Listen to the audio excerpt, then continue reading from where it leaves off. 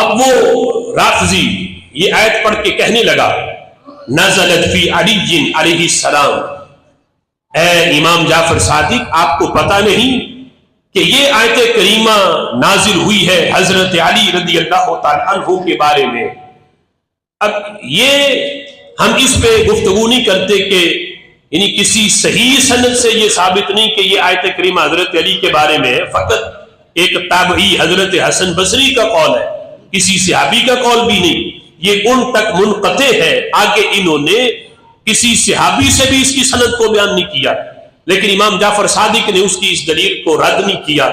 کہ یہ تو ہے ہی ضعیف، بلکہ جس وقت اس نے یہ کہا اور اس کا ایک اور شان نزول بھی یہ بیان کیا کہ طلحہ بن شیبہ اس نے یہ فخر کیا حضرت عباس پر اور حضرت علی پر، اس نے کہا انا صاحب البیت معی مفتاحہ، میں بیت اللہ شریف والا ہوں اس لیے کہ میرے پاس کعبے کے دروازے کی چابی ہے، وَلَوْ شَاءَ بِتُّ فِيهِ، میں جب چاہوں بیت اللہ شریف میں رات بسر کر سکتا ہوں، تمہیں یہ سعادت حاصل نہیں؟ تو حضرت عباس نے کہا انا صاحب السقایا، میں حاجیوں کو پانی پلانے کی ڈیوٹی میرے پاس ہے، میں بھی جب چاہوں مسجد حرام کے اندر میں رات بسر کر سکتا ہوں۔ تو حضرت علی رضی اللہ تعالیٰ عنہ نے کہا سنو، کعبے کے دروازے کی چابی ہونا کسی کے پاس یہ افضلیت کی بات نہیں، میں علی وہ ہوں، لقد صلیت الی القبلہ ستۃ اشہر قبل الناس، لوگ ابھی اسلام نہیں لائے تھے، میں اس وقت بھی 6 مہینے تک کعبے شریف کی طرف منہ کر کے میں نے نمازیں پڑھی ہیں،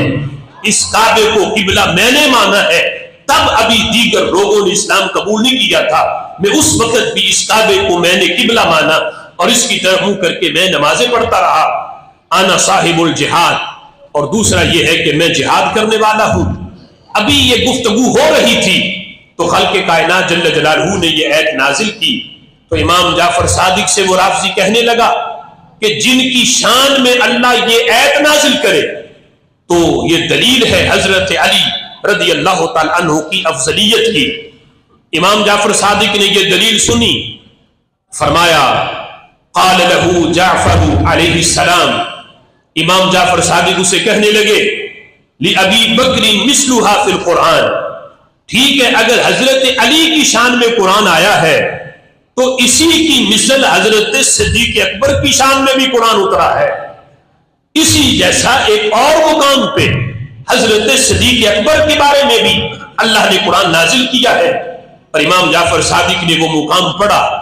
فرماتے ہیں اللہ قرآن میں فرماتا ہے لا یستوی منکم من انفق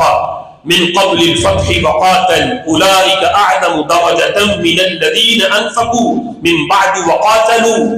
وکلا وعد اللہ الحسنى، اللہ فرماتا ہے کہ برابر نہیں تم میں سے وہ لوگ جنہوں نے فتح مکہ سے پہلے اپنا مال بھی اسلام کے لیے خرچ کیا اور اللہ کے راستے میں جہاد بھی کیا، وہ لوگ برابر نہیں ان کے جنہوں نے فتح مکہ ہو جانے کے بعد اسلام قبول کیا اور اپنا مال خرچ کیا اور پھر جہاد کیا۔ فرمایا فتح مکہ سے پہلے والے اور بعد والے برابر نہیں ہو سکتے، لیکن اللہ فرماتا ہے مقام میں فرق ضرور ہے، لیکن میں نے ہر ایک سے جنت کا وعدہ فرما دیا ہے، چاہے وہ صدیق اکبر ہو، چاہے وہ حضرت ابو سفیان ہو، چاہے وہ حضرت امیر معاویہ ہو، وہ کوئی بھی صحابی ہو، میرا اللہ فرماتا ہے میں نے ہر ایک سے جنت کا وعدہ کر لیا ہے۔ اس لیے آج تو یہ نعرہ ہم لگاتے ہیں ہر صحابی نبی جنتی جنتی، یہ گڑا ہوا نعرہ نہیں، یہ قرآن کی اسی آیت کا ترجمہ ہے، وَقُلَّ وَعْدَ اللَّهُ الْحُسْنَى، فتح مکہ سے پہلے والے ہوں یا بعد والے ہوں، اللہ فرماتا ہے میں نے ہر ایک سے جنت کا وعدہ کیا ہوا ہے۔ اب امام جعفر صادق رضی اللہ تعالی عنہ یہ آیت پڑھ کے آپ اپنی طرف سے پھر استدلال کرتے ہیں، اور یہ استدلال عام بندے کا نہیں، ایک استدلال ہے امام بخاری کا، ایک ہے کسی عام امام کا، اور ایک استدلال ہے علی کے پوتے امام جعفر صادق کا رضی اللہ تعالی عنہ۔ فرماتے ہیں کان ابو بکر اول من انفق مالہ علی رسول اللہ، وہ سب سے پہلے جس نے اپنا مال رسول اللہ پہ خرچ کیا ہے، فرمایا اسے صدیق اکبر کہا جاتا ہے۔ اول ابو بکر من انفق مالہ، سب سے پہلا نمبر مال خرچ کرنے میں وہ صدیق اکبر کا ہے۔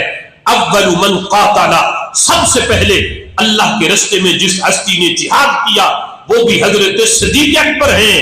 اول من جاہد، جس نے کافروں سے قتال کیا، جہاد کیا،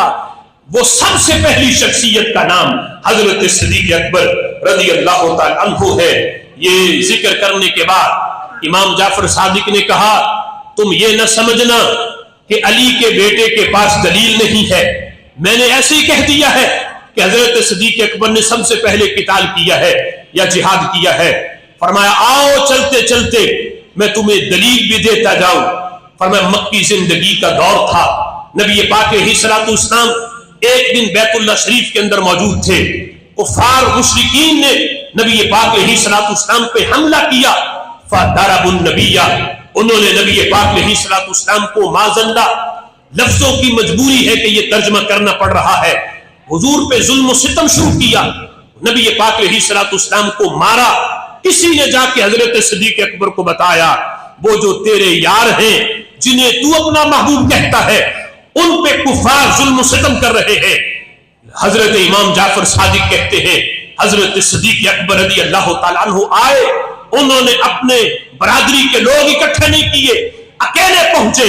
آ کے کسی کو دھکا دیا، کسی کو مکہ مارا، کسی کو تھپڑ مارا، کسی کو لات ماری۔ اس طرح نبی پاک علیہ الصلوۃ والسلام سے کفار کو پیچھے ہٹا کے کہا اتقتلون،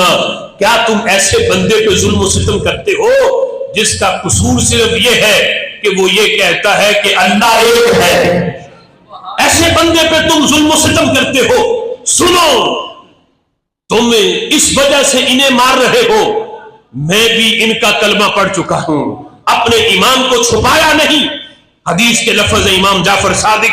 رضی اللہ تعالی عنہ کہتے ہیں فَتَرَقُوا النَّبِيَّ وَأَخَذُوا أَبَا بَكْرَ، کفار مشرکین نے حضور کو تو چھوڑ دیا لیکن حضرت صدیق اکبر کو پکڑ لیا اور اتنا مارا، چونکہ لوگ وہ زیادہ تھے، حضرت صدیق اکبر اکیلے تھے، اور اتنا مارا کہ یہ لفظ ہیں، کہتے ہیں کہ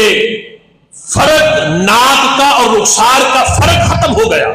یعنی چہرے پہ اتنا مارا کہ رخسار سوج گئے، اور ناک چونکہ رخساروں سے ابھرا ہوتا ہے لیکن چہرہ اتنا سوج گیا کہ ناک کی پہچان نہیں ہوتی تھی، کوئی چہرہ دیکھ کے پہچان نہیں سکتا تھا کہ حضرت صدیق اکبر رضی اللہ تعالیٰ عنہ ہے۔ لیکن بے ہوش ہوئے، ہوش آنے کے بعد زبان سے پہلا جملہ یہ بولا لوگوں بتاؤ میرے محبوب کا حال کیسا ہے۔ امام جعفر صادق کہتے ہیں یہ اس وقت کی بات ہے جب ان کے ساتھ کلمہ پڑھنا اعلانیہ یہ بھی بڑا مشکل تھا۔ اس وقت صدیق اکبر رضی اللہ تعالیٰ عنہ نے نہ صرف نبی کا کلمہ پڑھا ہے بلکہ علل اعلان پڑھا اور نبی کی حفاظت کی اور کفار مشرکین کے ساتھ قتال کیا، جہاد کیا، اپنی جان کی پرواہ کیے بغیر۔ جس ہستی نے سب سے پہلے کافروں کے خلاف تلوار اٹھائی ہے اسے صدیق اکبر کہا جاتا ہے۔ اور پھر امام جعفر صادق رضی اللہ تعالیٰ عنہ یہ بیان کرنے کے بعد نبی پاک علیہ الصلوۃ والسلام کی حدیث سنائی، کہا قد قال رسول اللہ ما نفعنی مال کمال ابی بکر، فرمایا مجھے کسی کے مال نے اتنا نفع نہیں دیا جتنا نفع مجھے صدیق اکبر کے مال نے دیا ہے۔ انہوں نے اس وقت مال خرچ کیا کہ جب کوئی میرے ساتھ قدم نہیں اٹھاتا تھا تب مجھے مال دیا، بعد میں تو جب مال کی فراوانی ہوئی اس وقت مال پیش کرنا اگرچہ اس میں بھی بڑی فضیلت ہے لیکن حضرت صدیق اکبر وہ ہے